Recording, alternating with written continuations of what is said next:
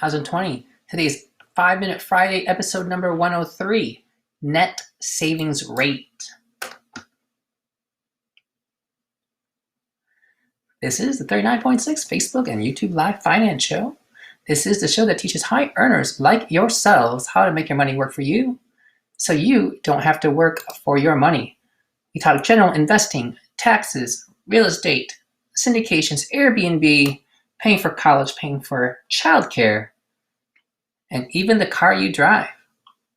In continuation of yesterday's rule, episode 102, the 20% rule, back to basics episode, we expound upon that today and discuss net savings rate.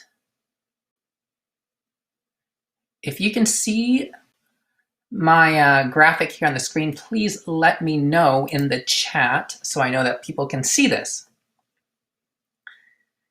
As a refresher, yesterday in episode 102, we discussed the 20% rule. And basically, as long as you save and invest 20% of your income from the moment you start earning money until 30-something years out, you have a very high likelihood of being able to retire, okay? And people argue, is that pre-tax? Is it after tax? Or it doesn't really matter. If you do 20% with one or the other, you are probably going to be fine, okay? And I usually like 20% pre-tax of gross income as my rule of thumb because it's really easy. You make $100,000, $20,000 invested. It's just very, very straightforward and simple. And most people can get 20% of their capital earnings invested in pre-tax accounts if you have access to, for example, a 401k with the full $57,000 or a 403b with the full $57,000. Okay, so for saving more than 20%, however, just using gross income is a lot more complicated because a lot of your income goes to tax, especially for very high earners. So our total tax rate for 2019, including federal as well as Medicare and Social Security, at least of our income that we showed, was almost like 33% or so. Okay, now we were able to defer a lot of tax from our income because we have our cash balance pension, 401k, 403b, 457b, and so our total net tax of all of our income was lower. But if you're paying 30 to 40% of your income to tax, you can't have an 80% savings rate because that would be impossible unless you want to give 110%, right? So I really like using net savings rate. This is the one that I use, and this is how I think about our savings. Because when you pay so high of tax and if you are investing every single possible dollar, you should have 100% savings rate, right? So that's how I think about it. So what goes into net savings rate? We use on the numerator. Okay, the numerator is everything that you are contributing. Okay, so total invested is the numerator, and total net compensation is the denominator. Okay, so I'm gonna go back so you can see all of these over here. So first box, employee deferrals, that's the amount of money you're putting into your 401k, 403b, 457b from your paycheck. Then the second box is the amount the employer is giving to you as a match, like a 4% match, as well as any profit sharing portion. So if you're getting to the full $57,000.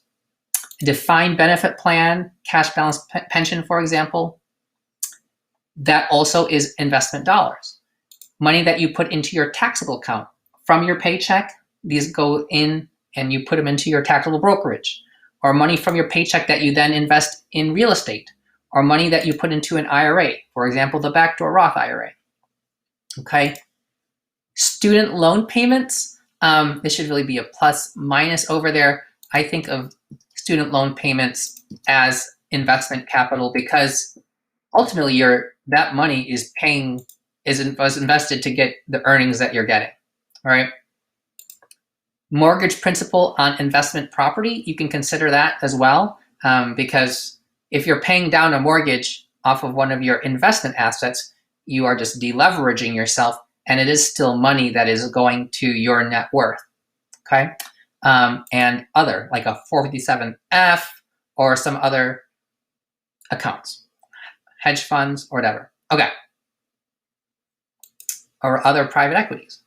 And then in the denominator, you have all of your compensation net of all income tax. I did not subtract things like property tax because those are not related to your income. And this calculation is really for what your savings rate is, which means how much money that you have coming in is getting put to investing. Okay, so the denominator includes all of our compensation. So the first box is your W-2 gross earnings, like as an employee, 1099 income, or K-1 distributions of a partnership, like from your job. Then the employer match, 401k, 403b, or even a 457b match. So those are still part of your compensation. So that is your income. Some people say, oh, I'm not getting a match for my job. Okay, fine. It doesn't really matter to me if you get a match or not. What matters is the total compensation, just how it's structured. Defined benefit plan, that is technically an employer contribution, and I include this on here as well. Okay, minus all income taxes, federal income tax, state income tax, local income tax if you have it, like if you're in New York City, you have to pay substantial local income tax, Social Security tax, Medicare tax, and other. I don't know what other income taxes there are, but I'm sure there's something somewhere. So that's how I define net savings rate, and this is a number that you can get up to 100% potentially. Okay, like if you are living off of just your investment income, and then you're investing all of your working income, that would be like 100% savings rate.